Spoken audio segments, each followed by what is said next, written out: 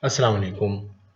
As you can see in through this slide and summarized lecture, I am going to explain the projects that are required from the students in this program, machine translation. Why I am recording it could have been possible for me to explain the projects inside the classroom.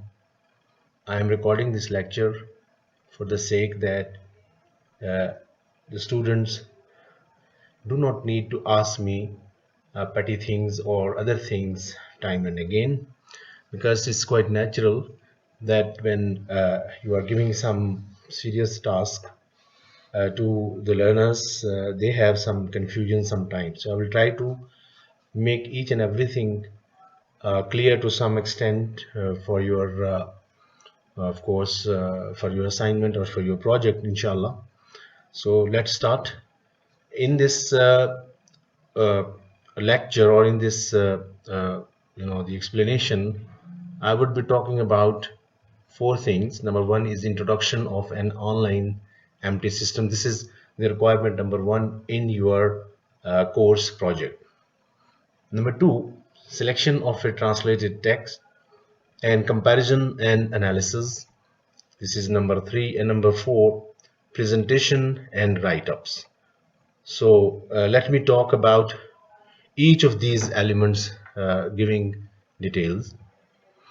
Introduction of an online machine translation system. I have given only six just for the example.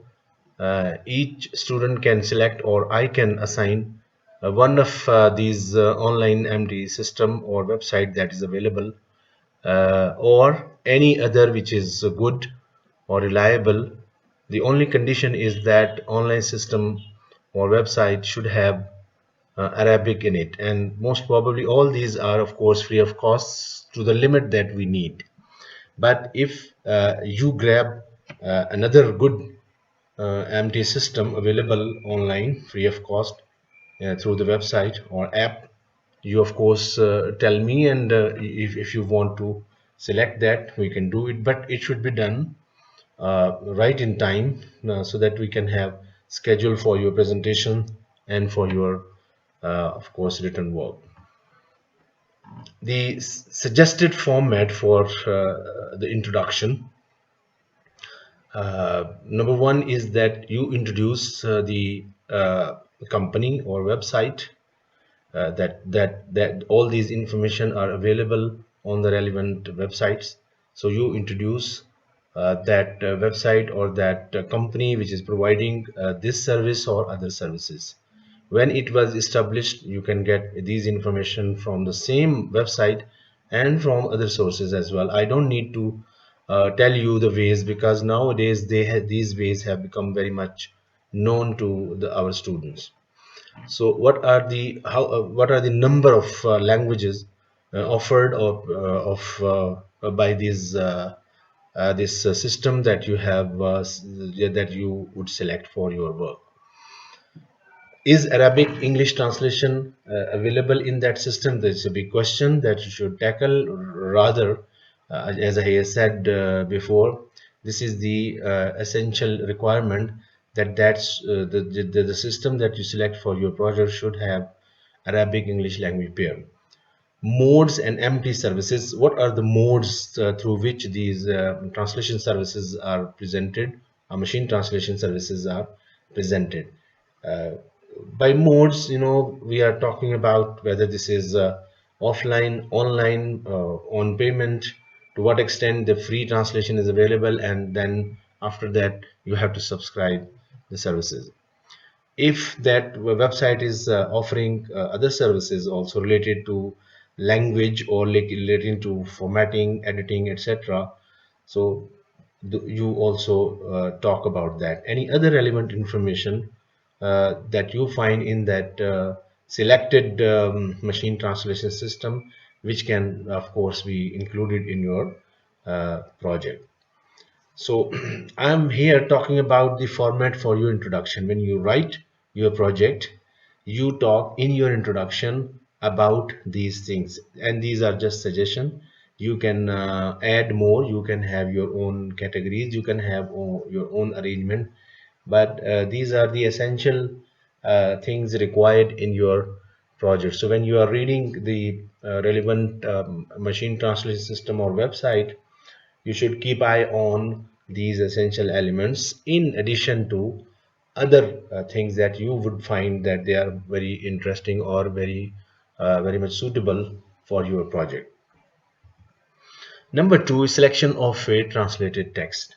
After introducing the machine translation program, website, or system or application, you select a translated text. And remember, when I say a translated text, it is translated by human and it is also published.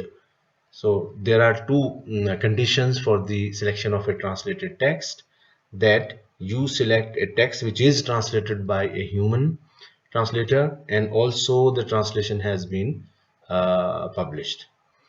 The language pairs are most important are the English, Arabic, but of course you can of course think about your own national or native language. I have no problem, but one of these language should be part of your project. That is might be English or Arabic.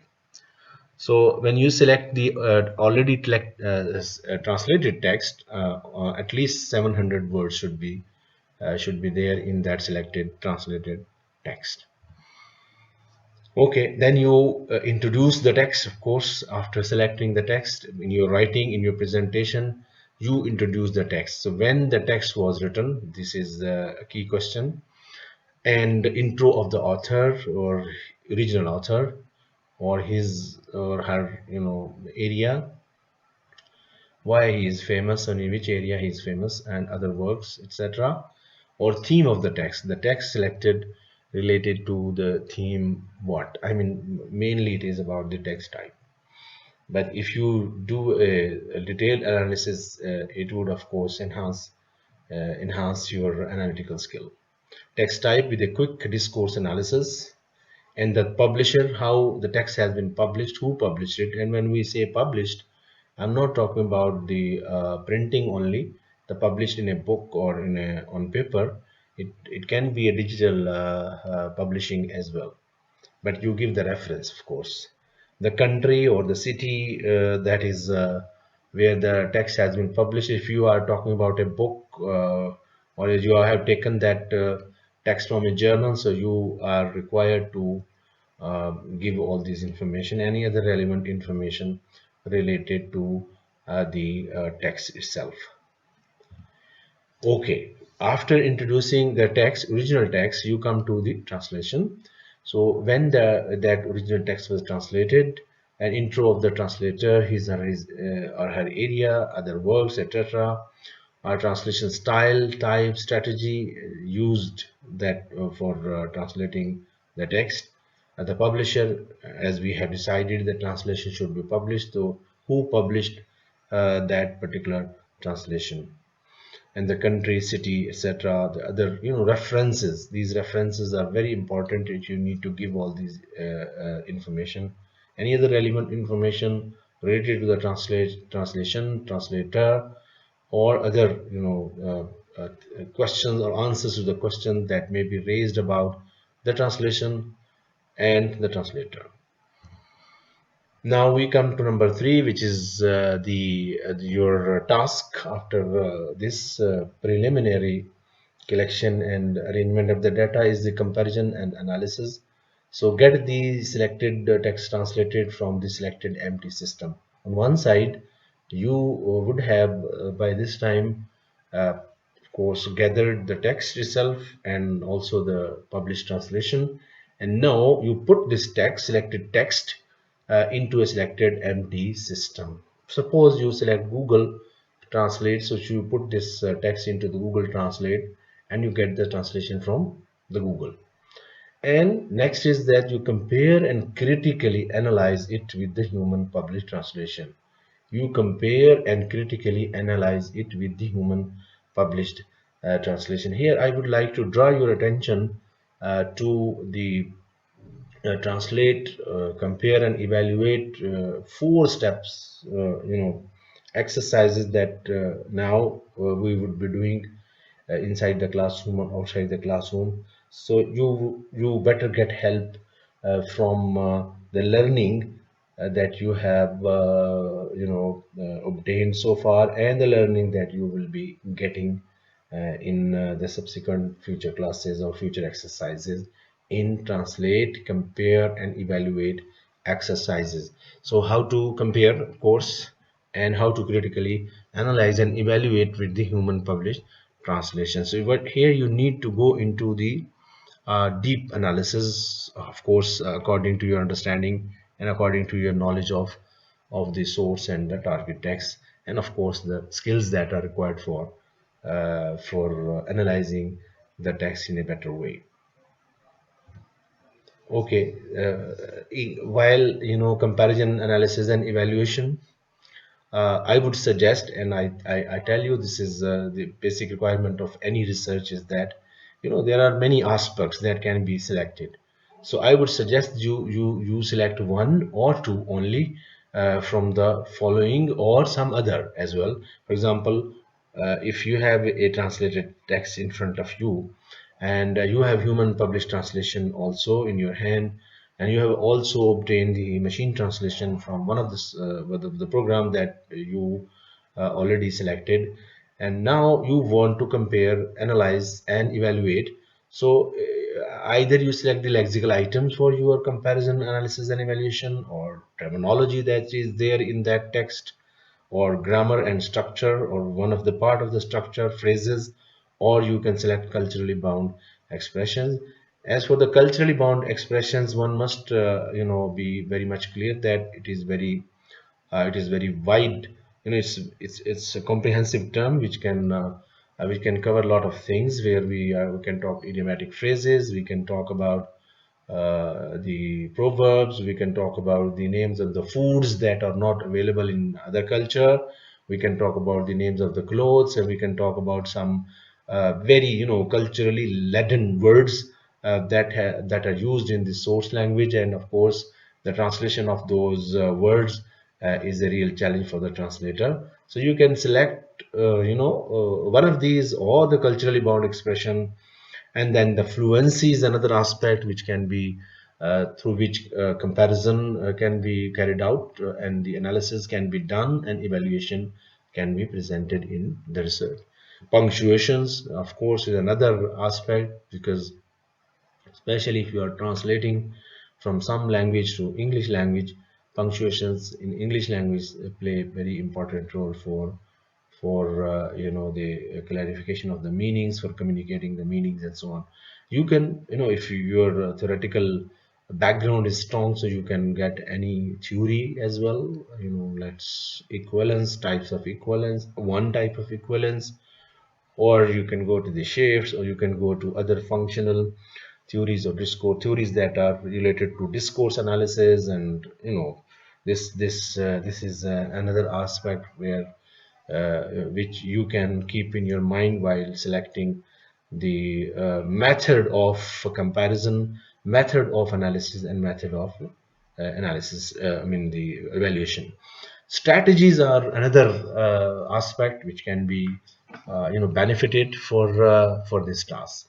So actually the door is open, and you can select one of these or two of these, or you can find your own way through these, or through other types of analysis or elements, whether they are linguistic analysis, whether they are analysis related to the discourse analysis, or the functional theories, or the cultural theories. I am just indicating to these major themes that can guide us for our analysis in this regard. Okay, with this we come to the next, which is the presentation and written docs. And remember that we shall, of course, have scheduled presentation, by the students. So PPT presentation in the classroom, you need to prepare the PPT presentation for this kind of work, because you are presenting the original text in front of your audience, you are presenting the translation, and then you are also analyzing, comparing, and evaluating between these two, machine translation and human translation. And of course, you need to present some examples. So these examples should be in front of the people and the audience. We shall inshallah schedule the uh, presentations in when we meet in this classroom. As for the written work, I mean the write-ups that you prepare, you shall email me the written work in Word and PDF formats.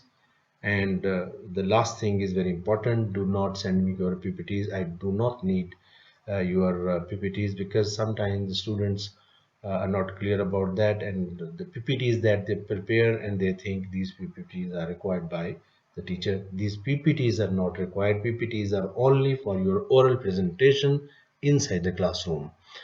And then you prepare a write-up, good write-up, a good academic writing, using your academic skills related to writing and editing and so on.